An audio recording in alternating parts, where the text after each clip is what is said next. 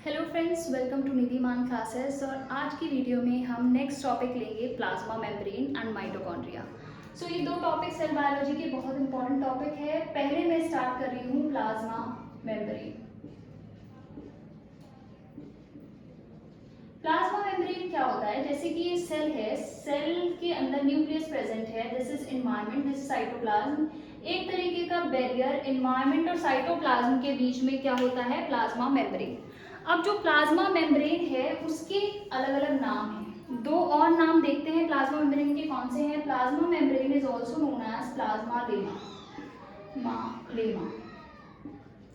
Plasma lemma plasma membrane को कहते हैं। और ये जो नाम देने वाले साइंटिस्ट थे वो कौन थे? जेक्यू प्लोवे। जेक्यू प्लोवे ने ये नाम दिया plasma lemma. The other name given by scientists Nigeli and Kramer is cell membrane. Scientist का नाम है निगेली एंड क्रैमर। ये जो जेक्यू प्लोवे है ये क्वेश्चन आया हुआ है पिछली बार टीजीटी के पेपर में। ये आप इंपॉर्टेंट मार्क कर लीजिए कि प्लाज्मा लेमा टर्म देने वाले जेक्यू प्लोवे एंड सेल मेम्ब्रेन टर्म देने वाले Nageli and Cramer. Next is the history of plasma membrane. जो सबसे एक्सेप्टेड मॉडल है प्लाज्मा मेम्ब्रेन का वो अभी हमारे पास है फ्लूइड मोज़ैक मॉडल। अब उससे पहले भी बहुत सारे साइंटिस्ट हुए हैं जिन्होंने हेल्प किया कि वो आज का जो मॉडल है जो हमें मिला है उसकी इवोल्यूशन में, उसकी डिस्कवरी में। सबसे पहले आते हैं ओवर्टन। ओवर्टन ने क्या कहा कि जो प्लाज्मा मेम्ब्रेन है उसके अंदर लिपिड प्रेजेंट रहता है। ये चीज कहने वाले कौन थे? ओवर्टन। उसके बाद आता है सेकंड डिस्कवरर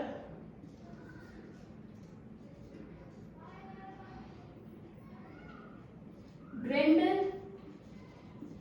इन्होंने कहा कि जो लिपिड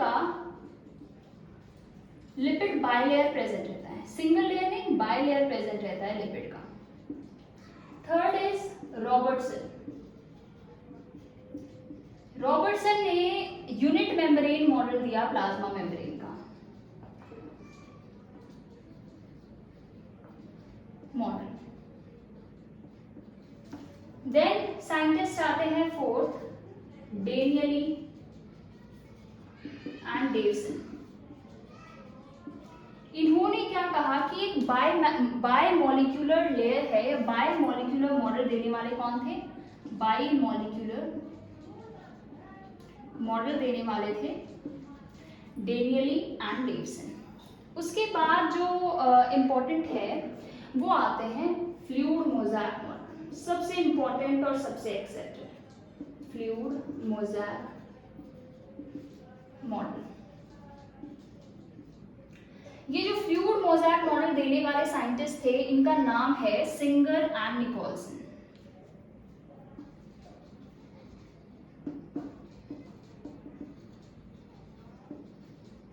जितने भी इंपॉर्टेंट साइंटिस्ट हैं, डिस्कवरर है, इनके नाम अलग से नोट कर लेना बिकॉज ये बहुत ज़्यादा पूछे गए हैं पीजीटी एंड टीजीटी के एग्जाम्स में। ओवर्टन आए, सबसे पहले इन्होंने बता दिया कि जो लिपिड है वो प्रेजेंट रहता है प्लाज्मा मेम्ब्रेन में। फिर गॉटर एंड ग्रेंडल आए जिन्होंने कहा कि जो लिपिड है वो बाइलेयर की फॉर्म में प्रेजेंट रहता है। थर्ड आए रॉबर्टसन, उन्होंने यूनिट मेम्ब्रेन मॉडल दिया। And this is very very important question, ये पूछा गया है, ठीक है, नोट कर लेना। उसके बाद डेनियली एंड डेवसन ने कहा बाय मॉलिक्यूलर मॉडल के बारे में। फिर fluid mosaic model Singer and Nicolson ने दिया। अब मैं आपको बताऊंगी फ्लूइड मोज़ैक मॉडल के बारे में जो कि आज का प्लाज्मा मेम्ब्रेन का सबसे इंपॉर्टेंट टॉपिक है। Fluid mosaic model.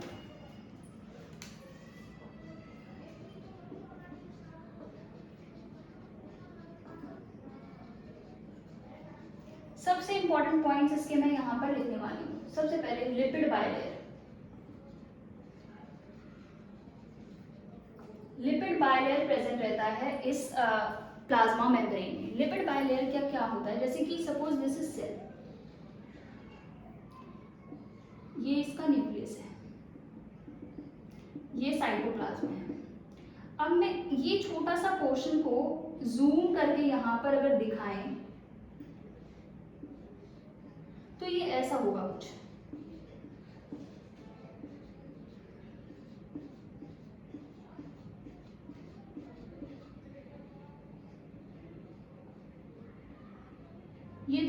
बायलेयर है?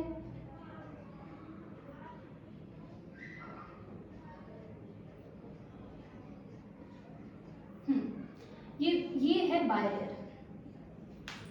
इसका मतलब मैं यहाँ पर बता रही हूँ कि लिपिड का ये एक लेयर है लिपिड की और this is a other layer, ठीक है। ये है प्लाज्मा मेम्ब्रेन का स्ट्रक्चर। अब बात करते हैं जो प्लाज्मा मेम्ब्रेन है उसके अंदर कंपोनेंट्स कौन से होते हैं। कंपोनेंट्स क्या होते हैं प्लाज्मा मेम्ब्रेन? तो ये कंपोनेंट्स होते हैं 3। लिपिड्स होते हैं, प्रोटीन्स होता है, प्रोटीन्स आते हैं, देन कार्बोहाइड्रेट्स आते हैं। 3 कंपोनेंट यहाँ पर पाए जाते हैं। लिपिड बहुत अलग अलग तरीके के लिपिड होते हैं और प्रोटीन्स भी 2 तरीके का होता है, कार्बोहाइड्रेट भी होता है। ये 3 कंपोनेंट अगर हम देखें, अगर मैं इसको, या आपको समझ आ गया है, यहाँ पर इसको जूम करके मैंने दिखाया है, इसको पूरा स्ट्रक्चर मैं बना देती हूँ। ये है प्रोटीन। ये कौन सा प्रोटीन है ये आपको मैं बताऊंगी जब मैं प्रोटीन बताऊंगी इसके अंदर।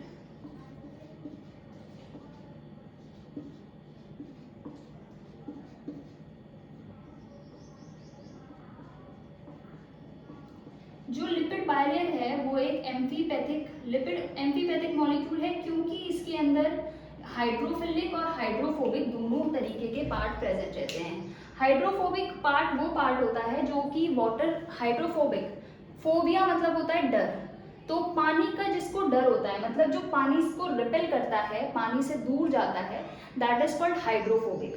सो ये क्या है, एम्फीपैथिक है।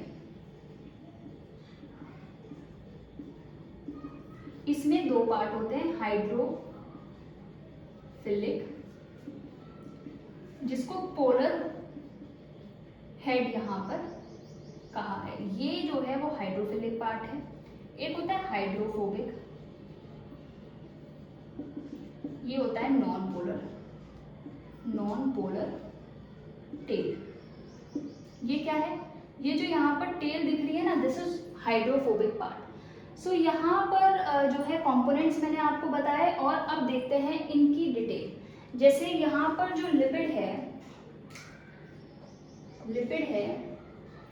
वो कितने तरीके के प्रेजेंट रहते हैं प्लाज्मा मेम्ब्रेन में। एक होते हैं फॉस्फोलिपिड, एक होते हैं फॉस्फोलिपिड के बाद आता है स्फिंगोलिपिड, एक होता है ग्लाइकोलिपिड। ये 3 तरीके के यहाँ पर लिपिड प्रेजेंट रहते हैं। फॉस्फोलिपिड क्या होते हैं? फॉस्फोलिपिड ये जो, अब मैंने आपको वो जूम करके दिखाया था, जैसे सेल का एक पार्ट यहाँ पर जूम करके दिखाया है, वैसे ही मैं आपको इसका एक पार्ट उठा लिया है मैंने, और यहाँ पर इसको जूम करके मैं दिखा रही हूँ कि क्या प्रेजेंट रहता है। तो ये एक तरीके का जो फॉस्फोलिपिड है, इसमें लिपिड क्या होते हैं? सबसे पहली चीज है, ये एक मैक्रोमोलिक्यूल है जो कि फैटी एसिड प्लस ग्लिसरॉल से मिलकर बना है। फैटी एसिड एंड ग्लिसरॉल से मिलकर कौन बना है? लिपिड बना है, फैटी एसिड एंड ग्लिसरॉल। अब जो यहाँ पर बात कर रहे हैं फॉस्फोलिपिड की, तो यहाँ पर ग्लिसरॉल है, इससे 2 फैटी एसिड जुड़े हैं, चेन जुड़ी है फैटी एसिड, फॉस्फेट ग्रुप जुड़ा है और एक एल्कोहल जुड़ा है। तो ये जो पार्ट है ना, ये इस पार्ट को रिप्रेजेंट करता है, ये गोल वाले पार्ट को, और ये टेल यहाँ पर इसको रिप्रेजेंट करती है जो हाइड्रोफोबिक पार्ट है। सो ये पूरा का पूरा स्ट्रक्चर क्या हो रहा है? फॉस्फोलिपिड। अगर यहाँ पर इस ग्लिसरॉल की जगह ये स्फिंगोसीन आ जाए, स्फिंगोसीन, तो ये क्या फॉर्म करेगा? स्फिंगोलिपिड फॉर्म करेगा। ये बेसिक डिफरेंस है फॉस्फोलिपिड में और स्फिंगोलिपिड में। ग्लाइकोलिपिड क्या होते हैं? जब लिपिड किसी भी ग्लूकोज या गैलेक्टोज या किसी ओलिगोसैकेराइड के साथ बॉन्ड बना लेता है, तो ये क्या फॉर्म करते हैं? ग्लाइकोलिपिड फॉर्म करते हैं। ओलिगोसेक्राइड, ग्लूकोज, गैलेक्टोज, ये क्या है, कार्बोहाइड्रेट्स है। ग्लूकोज मोनोसेक्राइड है, गैलेक्टोज जो है वो ओलिगो है, और ये ओलिगोसेक्राइड जो है वो 2 और मोर जिसके अंदर ये प्रेजेंट रहते हैं, दैट इज कॉल्ड ओलिगोसेक्राइड। तो कार्बोहाइड्रेट, यहाँ पर ग्लाइकोलिपिड का मैंने बताया कि ग्लाइकोलिपिड में लिपिड और जो कार्बोहाइड्रेट है वो बॉन्ड फॉर्म करते हैं। यहाँ तक हुआ। फॉस्फोलिपिड एंड स्फिंगोलिपिड में क्या डिफरेंस होता है, ये स्फिंगोसिन और ग्लिसरॉल का डिफरेंस होता है। अब बात करते हैं कि फॉस्फोलिपिड के टाइप्स क्या होता है, स्फिंगोलिपिड कौन सा होता है, सबसे अबंडेंट। तो अगर हम टाइप्स की बात करें तो ये डिपेंड करता है, टाइप्स किस पर डिपेंड करता है, ये डिपेंड करता है अल्कोहल के ऊपर। कैसे, अगर अल्कोहल कोलिन है तो ये बन जाएगा, फॉस्फोलिपिड का नाम क्या हो जाएगा, फॉस्फेटिडिल,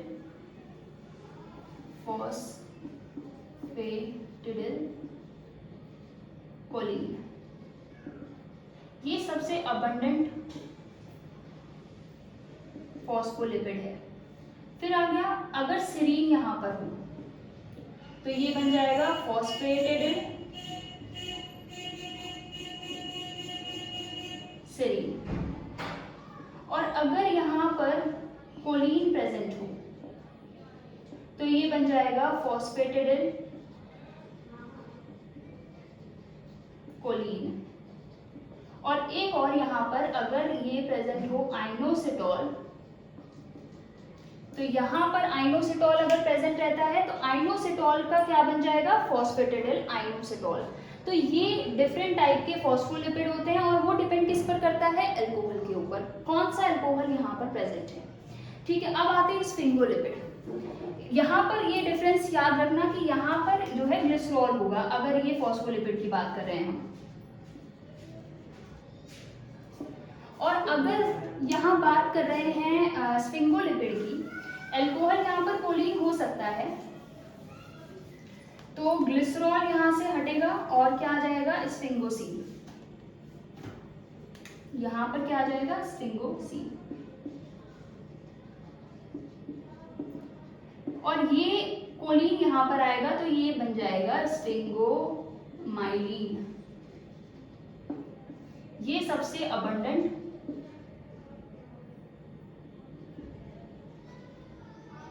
स्फिंगोलिपिड है। ठीक है, तो फॉस्फोलिपिड कौन से होते हैं, स्फिंगोलिपिड कौन से होते हैं, और ग्लाइकोलिपिड का एग्जांपल होता है सेरिब्रोसाइड, सेरिब्रोसाइड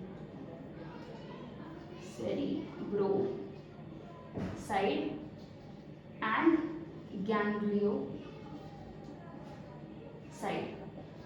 ये सिंपल ग्लाइकोलिपिड है और ये थोड़ा कॉम्प्लेक्स होता है, इसमें 7 तक जो चेन है ये चली जाती है जो लिपिड से बॉन्ड फॉर्म करती है। तो ये हो गया लिपिड की बात। अब करते हैं प्रोटीन्स कौन कौन से होते हैं।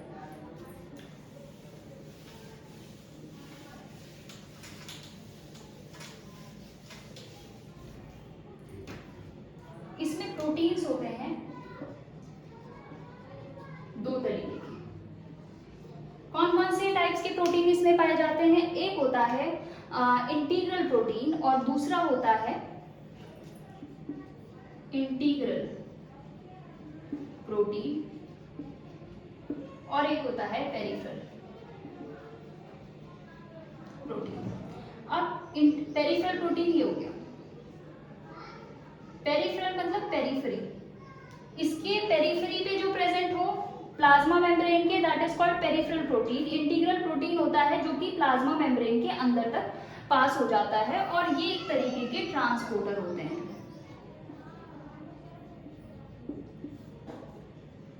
Okay, this is about integral protein. अब सबसे इंपॉर्टेंट चीज क्या है कि जो इंटीग्रल प्रोटीन है उसके एग्जाम्पल क्या होंगे, ग्लाइकोफोरिन, पोरेस, बैंड 3, ये तीनों क्या है, आरबीसी के प्लाज्मा मेम्ब्रेन पर इंटीग्रल प्रोटीन प्रेजेंट रहते हैं।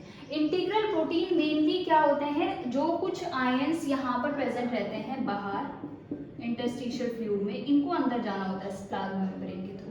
तो ये एक तरीके का पैसेज प्रोवाइड करते हैं इन आयंस को कि ये अंदर प्लाज्मा मेम्ब्रेन के थ्रू साइटोप्लाज्म में चले जाएं।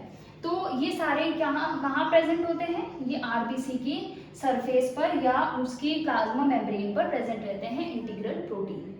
अब आते हैं पेरिफेरल प्रोटीन कौन से होते हैं? स्पेक्ट्रिन, एल्काइलिन,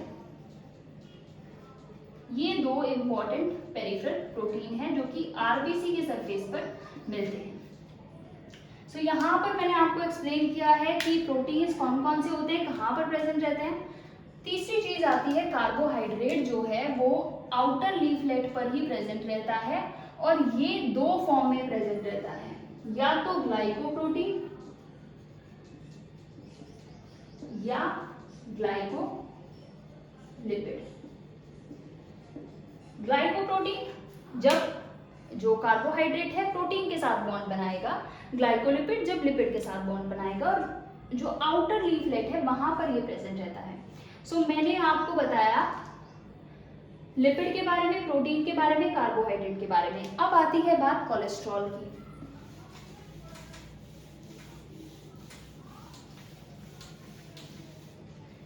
जो प्लाज्मा मेम्ब्रेन होती है, प्लाज्मा मेम्ब्रेन के अंदर कोलेस्ट्रॉल भी प्रेजेंट रहता है और ये वेरी करता है ऑर्गेनिज्म के अकॉर्डिंग।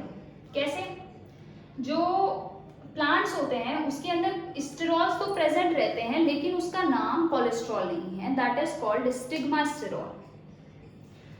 सो कोलेस्ट्रॉल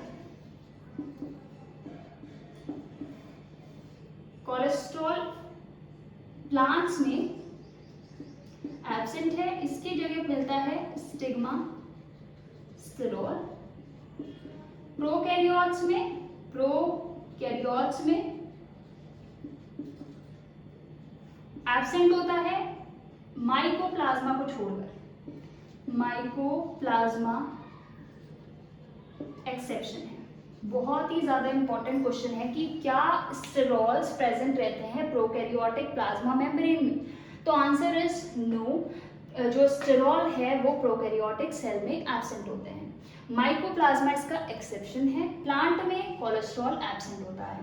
ये कोलेस्ट्रॉल का रोल होता है to provide fluidity to the cell membrane. So ये हुआ हमारा पूरा फ्लूइड मोज़ेक मॉडल और मैंने ऑलमोस्ट सब चीज इसमें कवर कर दी है। अब देखते हैं कि जो क्या क्या क्वेश्चन, यहाँ पर एक और क्वेश्चन है जो मैंने मेंशन नहीं किया है कि जो स्फिंगोलिपिड है,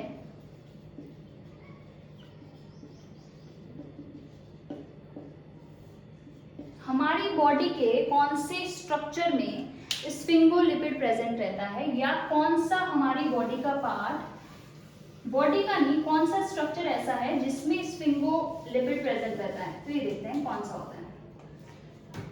जो न्यूरॉन्स होती हैं, न्यूरॉन्स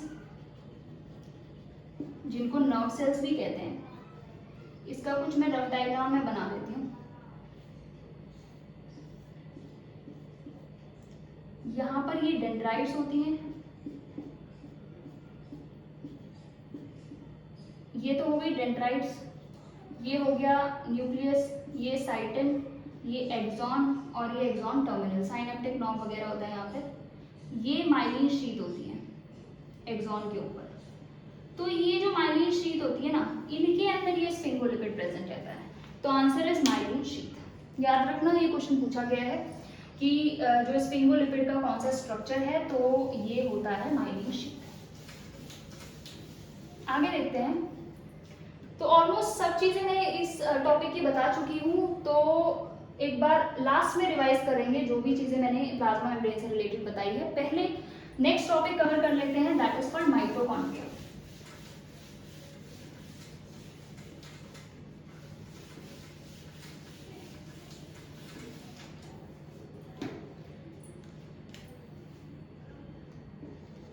माइटोकॉन्ड्रिया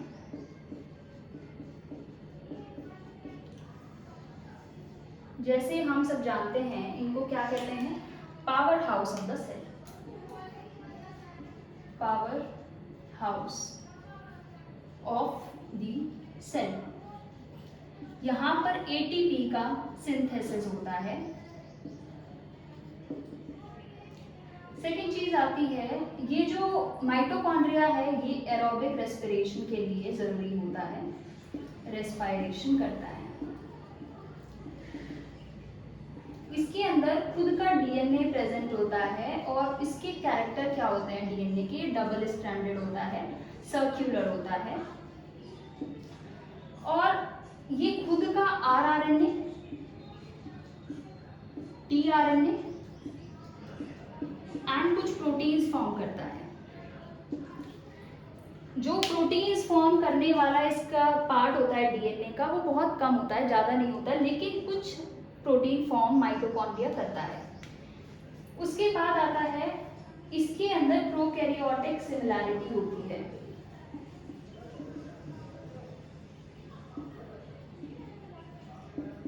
जो कि मैंने लास्ट वीडियो में एंडोसिम्बायोटिक थ्योरी बताई थी, मार्ग्यूलिस ने जो दी थी एंडोसिम्बायोटिक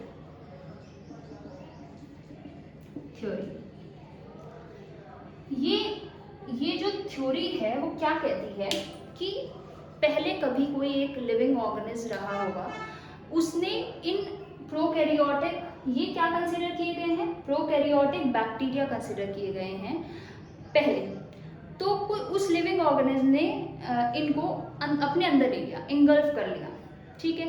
अब ये उस लिविंग ऑर्गेनिज्म के अंदर विद टाइम खुद का डीएनए, खुद का सब कुछ फॉर्म करना स्टार्ट कर देते हैं और ये उनका इंडिपेंडेंट एग्जिस्टेंस हो जाता है with in that living organism, और हम इसको क्या कह रहे हैं, माइटोकॉन्ड्रिया कह रहे हैं।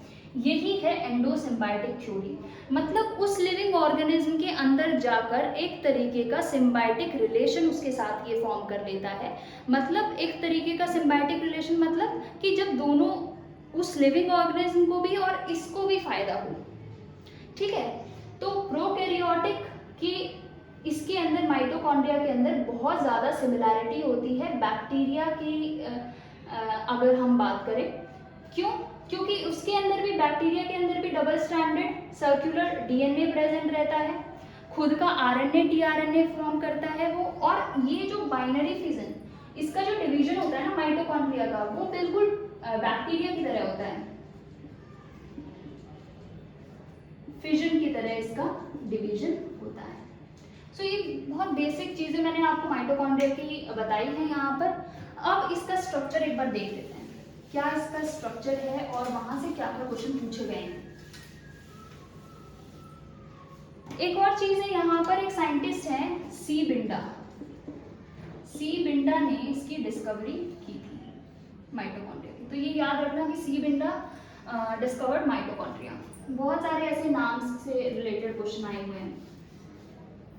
उसके बाद स्ट्रक्चर,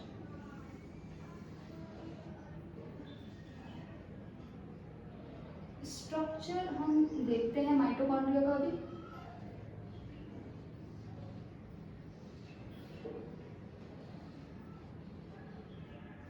ओके, ये माइटोकॉन्ड्रिया है। माइटोकॉन्ड्रिया के अंदर दो तरीके की मेम्ब्रेन होती है, एक होती है एक्सटर्नल मेम्ब्रेन और एक होती है internal membrane. So this is external या आउटर, या ये वाली होती है इनर मेम्ब्रेन। जो इनर मेम्ब्रेन होती है ये बहुत इंपॉर्टेंट है, क्योंकि इसके अंदर कुछ फोल्ड्स होते हैं, जैसे कि ये फोल्ड्स मैंने दिखाया है ना, इनर मेम्ब्रेन के अंदर फोल्ड्स हैं जिनको क्रिस्टे कहते हैं। ये क्वेश्चन पूछा गया है कि इनर मेम्ब्रेन की जो माइटोकॉन्ड्रियल फोल्ड्स हैं उनका नाम क्या है, that is called cristae, cristae इनका नाम है। और यहाँ पर बहुत सारे एरोबिक प्रोसेसेस होते हैं, जैसे कि क्रैब साइकिल,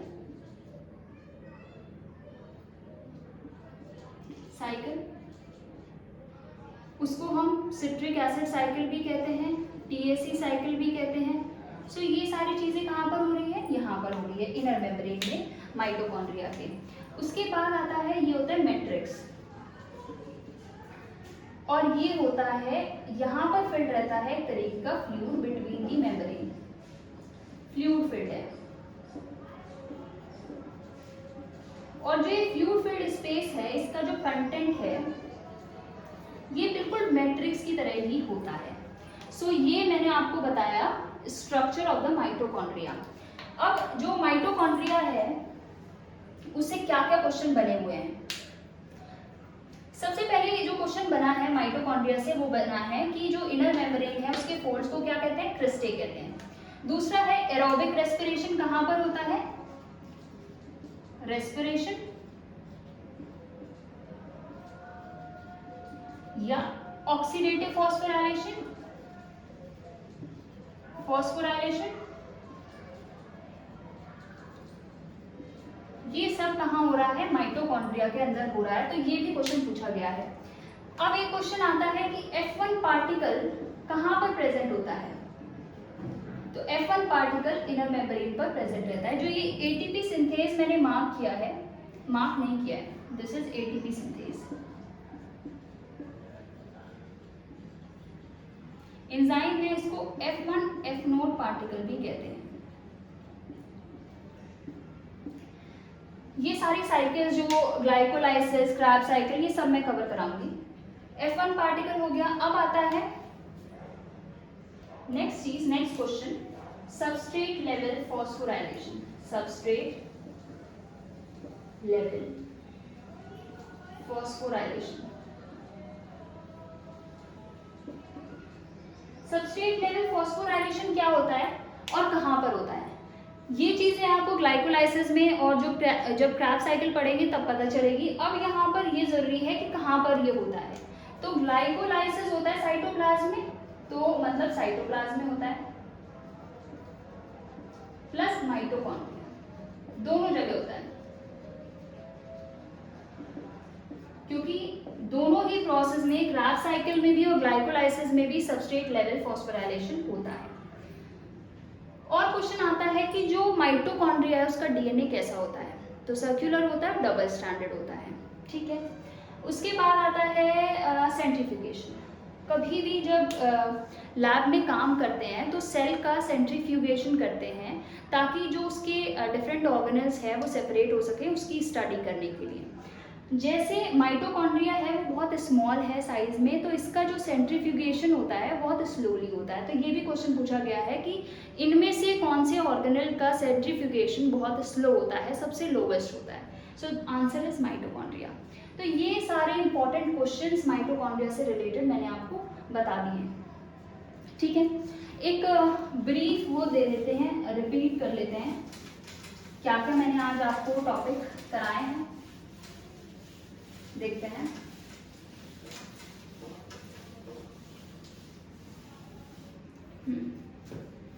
सबसे पहले मैंने आपको बताया प्लाज्मा मेम्ब्रेन। प्लाज्मा मेम्ब्रेन में मैंने क्या बताया है, हिस्ट्री बताई है, उसमें बहुत सारे साइंटिस्ट के बारे में बताया, वो आपको याद करने होंगे साइंटिस्ट क्योंकि पूछे जाते हैं। उसके बाद मैंने स्ट्रक्चर बताया प्लाज्मा मेम्ब्रेन का। स्ट्रक्चर में लिपिड्स होते हैं, प्रोटीन्स होते हैं, कार्बोहाइड्रेट्स होते हैं, फिर कोलेस्ट्रॉल कहाँ पर प्रेजेंट रहता है, कहाँ नहीं प्रेजेंट रहता है, कौन कौन से टाइप के फॉस्फोलिपिड होते हैं, कौन कौन से टाइप के स्फिंगोलिपिड होते हैं, सारी चीज़ें बताई। फिर आती है बात माइटोकॉन्ड्रिया। माइटोकॉन्ड्रिया की बेसिक चीजें मैंने आपको बताई, जैसे कि इसको पावर हाउस सेल का कहते हैं, इसका डीएनए कैसा होता है, एंडोसिम्बायोटिक थ्योरी क्या है, माइटोकॉन्ड्रिया जो होता है वो कैसे रोल प्ले करता है एरोबिक रेस्पिरेशन में, क्रैब साइकिल कहाँ पर होता है, टीसीए साइकिल कहाँ पर होता है, ये सारी चीज़ें मैंने आपको बताई। अगर सेंट्रीफ्यूगेशन होता है, सबसे लो सेंट्रीफ्यूगेशन किसका होता है, F1 पार्टिकल कहाँ प्रेजेंट रहता है, एटीपी सिंथेसिस कहाँ होता है, एटीपी सिंथेस कहाँ पर प्रेजेंट रहता है। सो ये सारी सी पिंडा कौन है, ये सारी चीज़ें मैंने आपको इस वीडियो में बता दी हैं। अब यहीं पर इस वीडियो को एंड करते हैं, और अगर आपको ये वीडियो पसंद आई है तो लाइक कर देना, चैनल को सब्सक्राइब कर देना। Thank you so much.